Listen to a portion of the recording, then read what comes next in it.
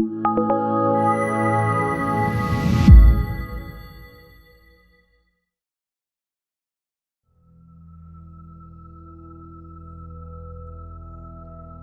here in Shanghai now, we have the winter school on cryptocurrency and blockchain technologies. In some way, you can think of it as a follow-up to the summer school that took place in Corfu last summer, and I co-organized. So the purpose of these schools is to bring students, graduate students, as well as young professionals, in this case in the area of blockchain technology, and have them attend a series of lectures by people that are doing cutting-edge research in the area. So it's somehow a way to bring to a certain place a fair amount of expertise and deliver like a sort of a quite thorough curriculum on the topic. In this case, it's blockchain systems.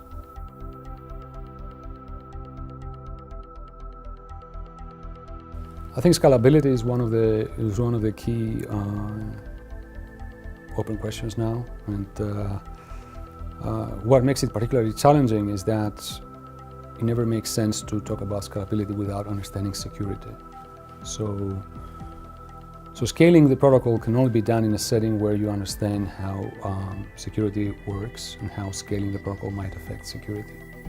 So without understanding security, it's very easy to introduce efficiency improvements, specific protocol designs that will basically hurt security in ways that you're not anticipating.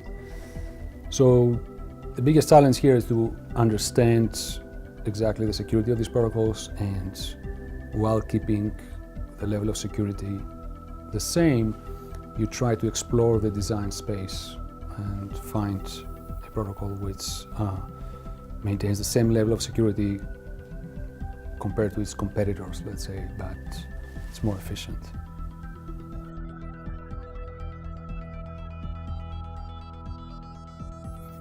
Proof of stake naturally falls somewhere in between this pure decentralized setting where you have with Bitcoin and this classical consensus fixed set of servers setting.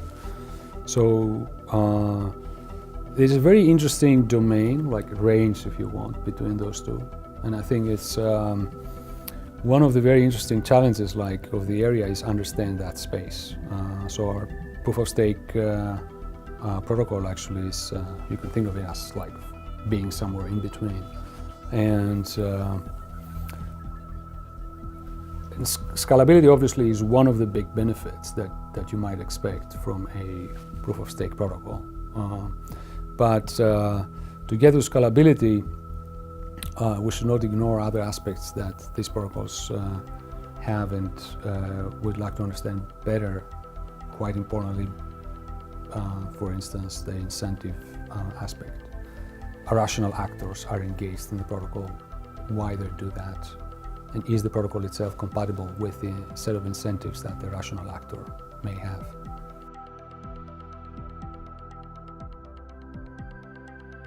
Similarly to understanding these protocols in a classical sense, where you think of basically the bad guy versus good guy setting, where you have like the main actors that would like to execute the protocol, and you have the bad guys that want to disrupt it.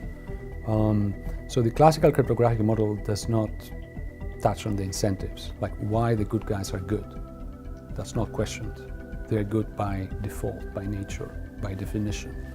And the bad guys also, they don't have a specific objective. You don't know why they're bad. They're just bad also by definition, by nature. They're bad because they want to disrupt the protocol. It's not because it's rational to do so.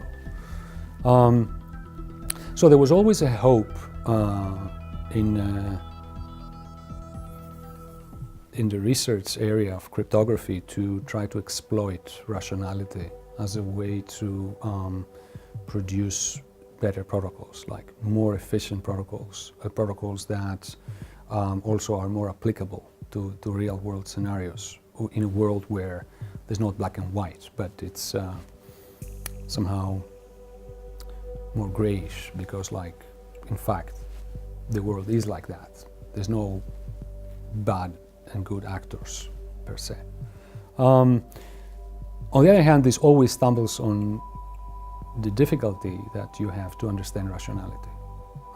So it's much more easy to sort of take like this sort of binary 0-1 approach, where good actors are good because they are, and the same is for the bad ones. So blockchain protocols, they are quite unique in the sense that they allow you to, they provide a way to argue about incentives within the protocol, because themselves they have a very good part of them talks about transactions, exchanges between individuals. So by nature they are much more easy to, or at least hopefully they are much more easy to assign incentives to them and think about them in an incentive, in a rational incentive-based way.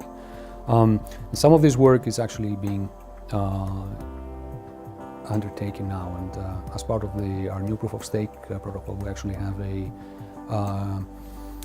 good study on how incentives the protocol might be structured, and why how the protocol can be designed in a way that incentives are respected.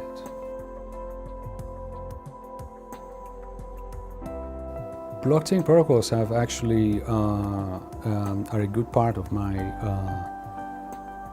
personal interest these days. The reason is that the area is very rich with interesting problems, and I would say it's also very fascinating to me that somehow a lot of this work originated in sort of out of the orthodox research venues.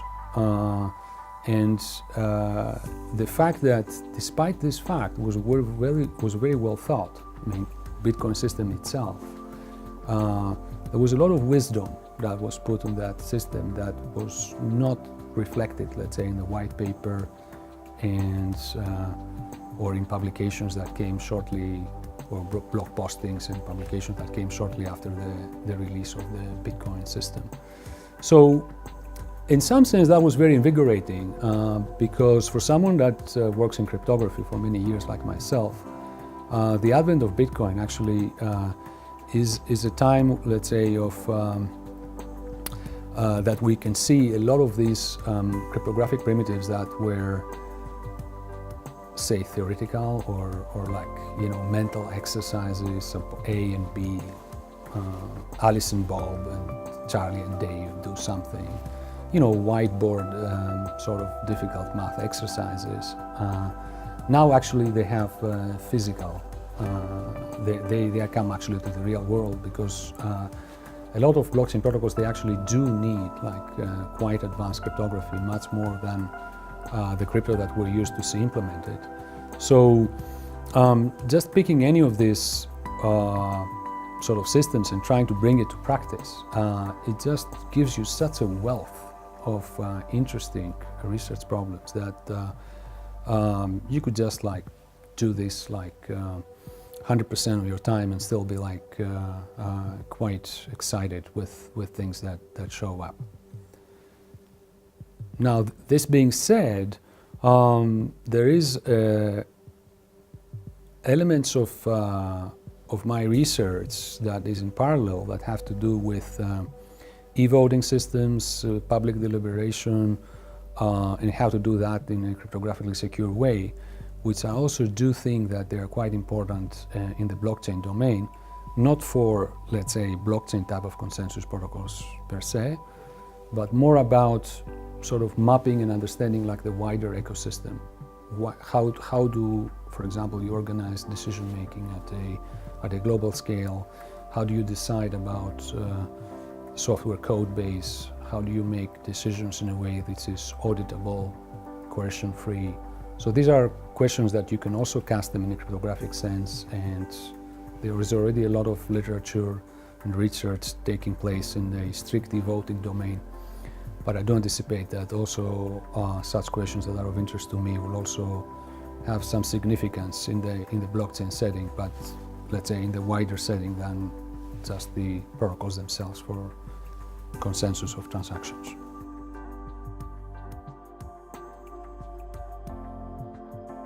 it is really expanding. So I'm very I'm quite delighted to see like a number of people sort of introduce more structure in the way they present their results. This definitely makes it's a sign of maturity, if you want. So I'm very happy with the number of papers we received this year at Financial Crypto, which I was chairing, and I was happy to see like we had some nice blockchain papers, which they're going to be presented later this year during the conference. And what I see is the evidence that more and more people that have spent a lot of time about thinking on security, they are actually investing a good amount of time to understand the blockchain problem and create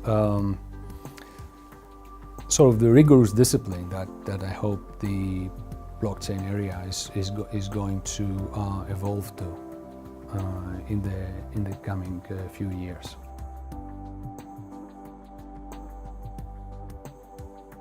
First of all, I would enthusiastically welcome them. I mean, I think the field is expanding fast, and there is still like so many amazing problems to solve. Many of them well within reach, that also should be said. So it's not an area where, let's say, like you have in other areas of mathematics or even computer science, there are areas where basically the sort of interesting and solvable problems are already being settled, and now you have like either very difficult or too sort of marginal problems to solve. But blockchain is not at all like that. So it's a great area for someone who is like starting now a sort of research career to enter the blockchain domain and be part of this community that tries to determine the discipline. At the same time, and I think also that's quite good, is that the area itself has a lot of, its complexity, it's the way it approaches the problems as it is developing now.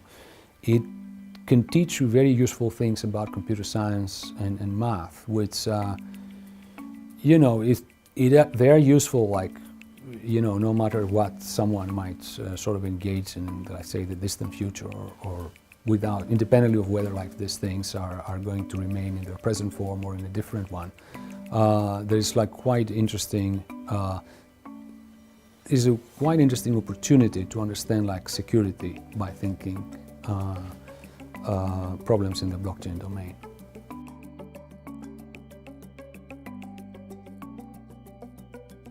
It's working very nicely, I think so far, because mainly the main drive was the industry and actually the developers and engineers and the industry that was formed around these, and somehow academia came like lagging behind and trying to catch up, and that was actually very invigorating. I mean, it was invigorating for me. But also I think for many other people.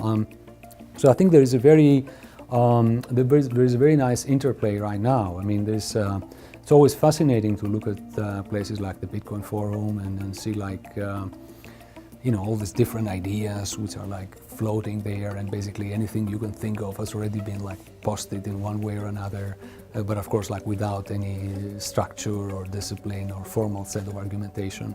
So if you want, from a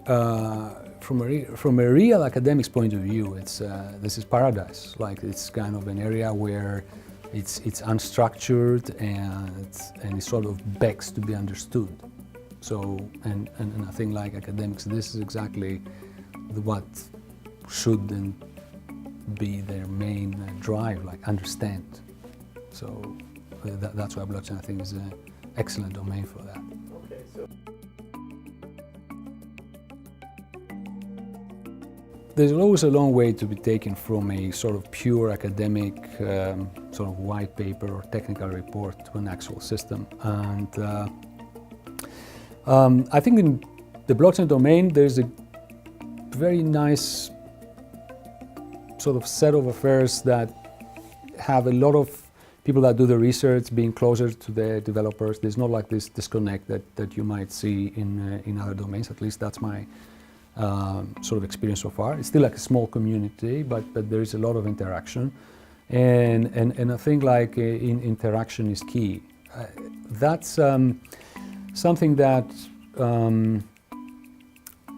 sort of characterizes the area in a larger way. I mean, just a week ago was just the end of, for example, Real World Crypto, which is a conference where I've organized, and it has actually the objective of bringing academics and industry developers, engineers together for interaction, exactly to create like better systems. So we observe in forums like that, which interestingly have grown to be bigger than any academic forum, let's say in the area of cryptography right now. So we see like there's clear evidence for both the need for the community to interact, for the two communities to interact and sort of form like common language and goals, and furthermore that coming from real problems, you'll get like also very interesting theoretical questions. And actually the Bitcoin system and the blockchain area in general is actually a great such example, perhaps one of the greatest examples of our time in computer science, where you have a sort of an engineering, a solution, a system that was implemented and released without sort of peer review to actually motivate and incentivize like some very interesting theoretical questions that have been actually left ignored like for many years in computer science, and they're actually quite important. I mean, that's also why the system like resonated with so many people, because it was actually solving a problem that is in the real world that also theory has ignored.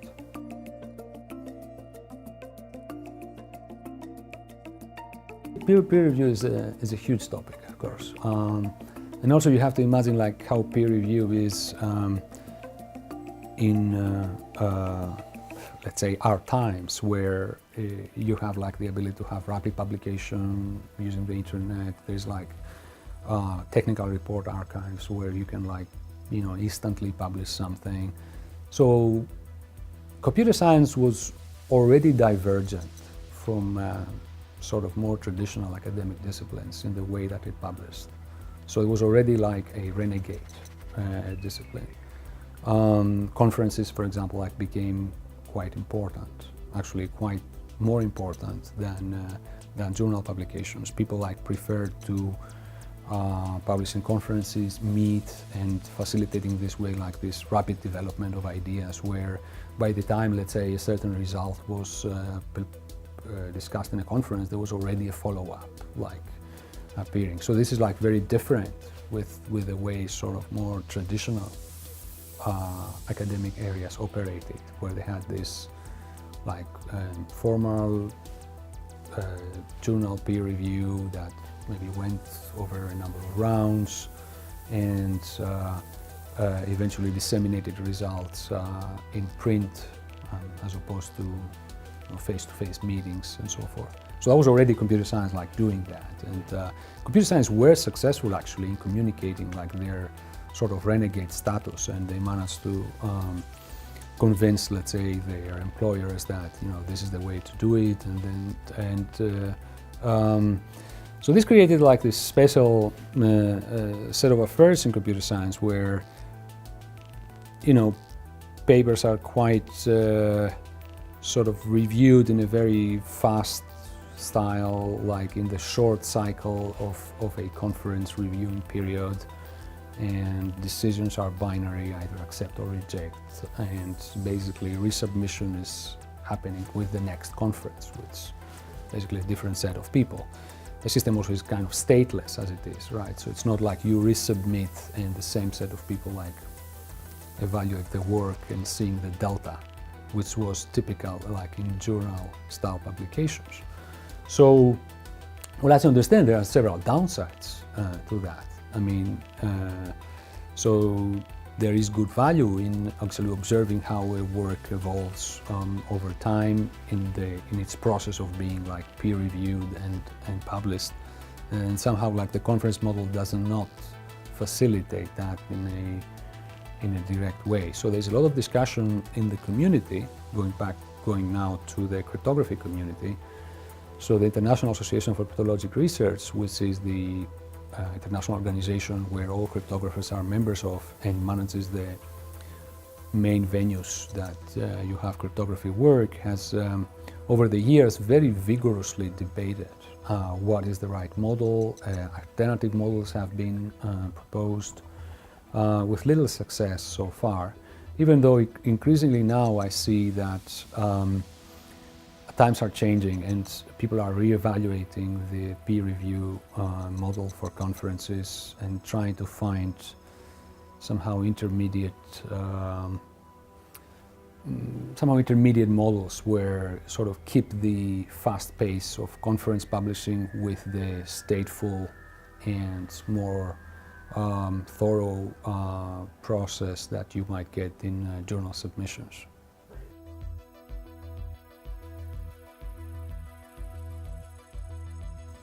First of all, engage with academics that understand the peer review process for the area that the company is working. So in our case, like, it will be like computer science, blockchain technology. There are like established forums that you can obtain peer review, and you can also publicize results. So engaging with academics is a key point, because there is also a certain way that academic papers are written, and I should say, like, this is not arbitrary, or it's not a matter of style, but it's a matter of having like a thorough exposition which argues your position in a way that can be more easily communicated to sort of the wider possible audience within the certain technical discipline. Of course, it's very easy to make claims and that are not substantiated, but whether people adopt suggestions that come in without like a fully rigorous analysis, it happens. Like, I mean, after all, Bitcoin itself was adopted without like having a full rigorous analysis. But of course, you can challenge always like the rationale behind a certain adoption act. And when something is new and exciting, it's common that people like jump and adopt without actually thinking much like what are the qualities of the system that I'm proposing or I'm suggesting. But I think this time, even for blockchain systems, even though they're quite young, they're soon coming to an end. The reason is that there's so many. It's the similar situation where you have with key exchange protocol in the 80s. I mean, anybody could come up with a key exchange protocol. I mean, maybe like the first couple that one might see were like, okay, interesting, let me see that. But afterwards, you know, it soon became clear that it was very easy to suggest something new. And the argument that it is new, it is my protocol, it's good, I say, like, and if you think it's bad, break it. Like, this model clearly doesn't scale because many people want to be proposers rather than adopting something else that have been proposed. So being rigorous about it and interacting with academia in a way that systems and designs get fully vetted is a good strategy for a company that acts in this area.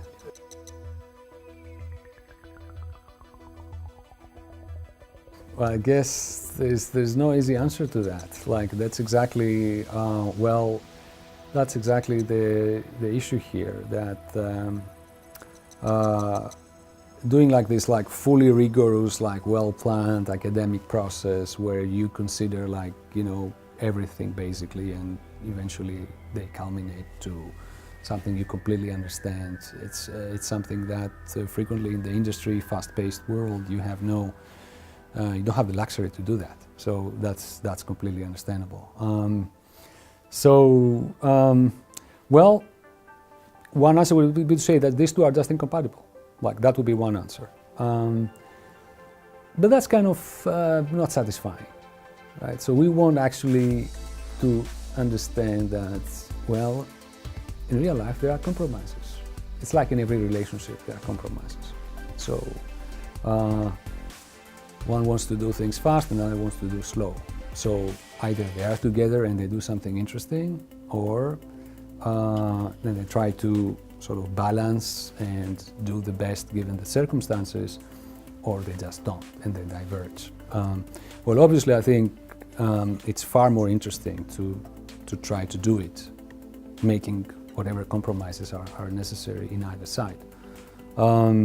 So, of course, striking the right balance, like in every relationship, is hard. Like, it needs to understand exactly the needs of every side, and doing that is a process that in itself it requires effort, like on top of the effort that has to be spent in either direction that we were just talking about. On the other hand, I would dare say that the benefit is going to be sort of bigger if actually this succeeds. So obviously it's a high risk endeavor, but doing only the one or the other individually, it's also in some sense like a high risk, and it's in the end like people will do what they feel more comfortable with. Like pure academics will just be like in their ivory tower and just like not actually touch anything that works or is related to reality. People that don't feel like they can interact or engage in sort of the thorough fashion that academics do, they'll just like do solutions, but those sometimes will be successful, other times not. They will not be very well thought. So they might be lucky. There's no way to exclude that fact. And other people will actually try to strike a middle ground and basically both do and understand. I mean, at the end, like where one stance is, I think, like more of a personal philosophy rather than something that you can completely justify with logic.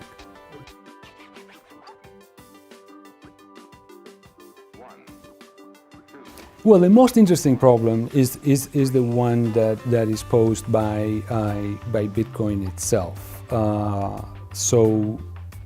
And that's like a technical problem now, which is like well defined. So we want to completely understand what this protocol does, what does it really mean to have a robust transaction ledger, and what is the optimal solution for that protocol.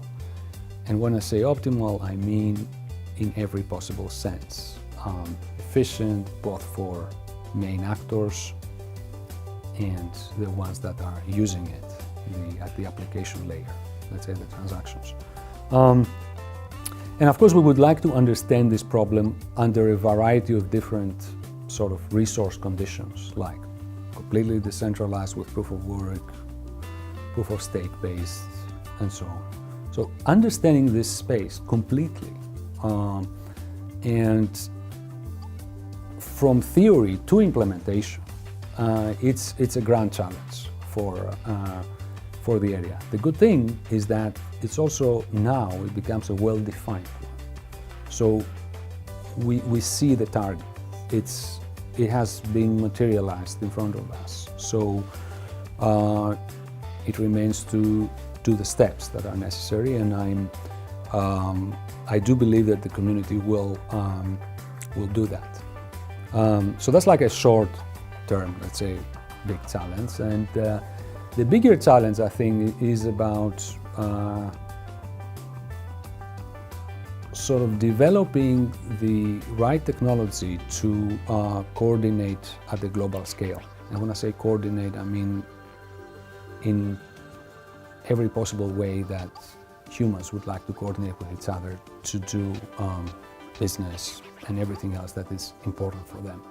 So coordinating at this sort of organizational level, which is what we have been trying to solve all this time, and we were quite successful in achieving it, is something that is already becoming a thing of the past. So coordinating at a global scale and scaling our security tools and our models and our implementations is the grand challenge. And I think this is like the ultimate goal for 21st century, if you want one.